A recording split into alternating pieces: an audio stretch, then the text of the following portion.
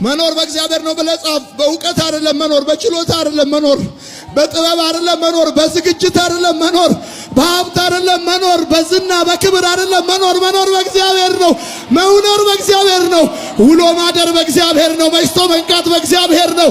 በእግዚአብሔር ነው። በእግዚአብሔር ነው። መኖር በእግዚአብሔር ነው። መኖር በችሎታ አይደለም። መኖር በጉልበት አይደለም። መኖር በእግዚአብሔር ነው። መኖር በእግዚአብሔር ነው። በማያኖር ሁኔታ ውስጥ መኖር በእግዚአብሔር ነው። በከባድ ነገር ውስጥ መኖር በእግዚአብሔር ነው። መኖር በጤንነት አይደለም። እሺ መኖር በጤንነት እንዳይመስል። መኖር በወዳጅ አይደለም። መኖር በዘመድ አይደለም። መኖር በክንድ አይደለም። መኖር በደሞዝ አይደለም። መኖር በኤክስፒሪየንስ አይደለም። መኖር በእግዚአብሔር ነው። መኖር በእግዚአብሔር ነው። መኖር ውሎ ማደር በእግዚአብሔር ነው። ወጥቶ መግባት በእግዚአብሔር ነው። ወጥቶ መግባት በእግዚአብሔር ነው። መኖር በእግዚአብሔር ነው። መኖር በእግዚአብሔር ነው።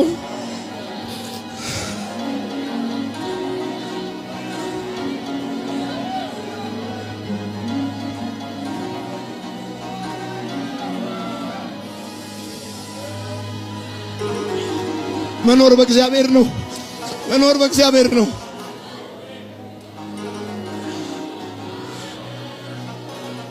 መኖር በእግዚአብሔር ነው። መኖር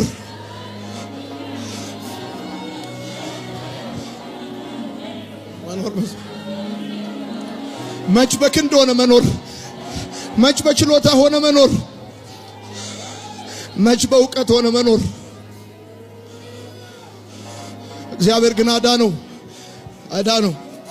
8 አደጋ ደርሶብኝ ነበር አለ ጳውሎስ። 8 አደጋ ማለት ድንገት ማለት ነው። አደጋ ማለት ሳልዘጋጅ ማለት ነው። አደጋ ማለት ሳላስብ ማለት ነው። አደጋ ሳልጠብቀው። አደጋ ደግሞ ይገርማችኋል፣ በዚህ በኩል እመጣለሁ አይላችሁም። አቅጣጫውን አይነግራችሁም። የአደጋ ክፋቱ እንዴት መሰላችሁ? ቅድመ እውቀት ቢኖራችሁ ትዘጋጃላችሁ፣ ትጠነቀቃላችሁ፣ ራሳችሁን ትጠብቃላችሁ። እናንተ